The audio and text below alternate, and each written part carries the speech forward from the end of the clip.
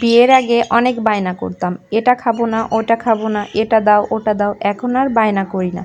বিয়ের পর অনেক সভ্য এবং শান্ত হয়ে গেছি। আসসালামু আলাইকুম সকলকে, কেমন আছেন সবাই? আলহামদুলিল্লাহ আমরা ভালো আছি। সবাইকে স্বাগতম নতুন আরেকটি রেসিপিতে।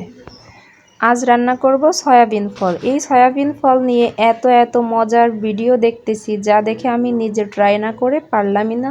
এই সয়াবিন ফলটা আমি আগে কখনো রান্না করি নাই, আজকেই প্রথম। বিয়ের আগে মায়ের হাতে 1-2 বার খেয়েছি, তবে এতটা মজা লাগে না, তাই আর কখনো খাওয়া হয় নাই। তবে আপুদের ভিডিও দেখে মনে হলো অনেক লোভনীয় হবে। মাংসর টেস্টকেও নাকি হার মানাবে, তাই আমি নিজেই ট্রাই করলাম। এবার বাজার থেকে আপনাদের ভাইয়াকে কিনে আনতে বললাম সয়াবিন ফল, সে কিনে আনলো এবং তারপর রেসিপি দেখেই তো রান্না শুরু।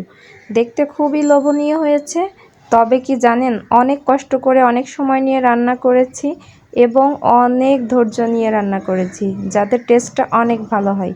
কিন্তু শেষমেশ খাবার যখন প্লেটে নিলাম, খাবারটা রয়েই গেল, মুখ দিয়ে মনে হচ্ছে যাচ্ছেই না। এটাই আলাদা একটা স্মেল আছে। মাংসের সাথে যে ইনগ্রিডিয়েন্টসগুলো ইউজ করি, এখানেও আমি সেগুলাই ব্যবহার করেছি, কিন্তু তবুও আমার কাছে খুব একটা টেস্ট লাগে নাই। আসলে এটা সত্য যে সবার মুখের টেস্ট একরকম না, হয়তো যেটা সবার কাছে ভালো লাগে আমার কাছে নাও লাগতে পারে, এটাই স্বাভাবিক। তবে সয়াবিন ফলে প্রচুর প্রোটিন আছে। ডিম এবং মাংসের প্রোটিন পরিমাণ করলে সয়াবিন ফল খুব একটা পিছিয়ে থাকবে না। সকলে এই খাবারটা ট্রাই করে দেখবেন। আমার কাছে ভালো না লাগছে, আপনাদের কাছে ভালো লাগতেও পারে। সকলে ভালো থাকবেন, আমাদের জন্য দোয়া করবেন। আল্লাহ হাফেজ।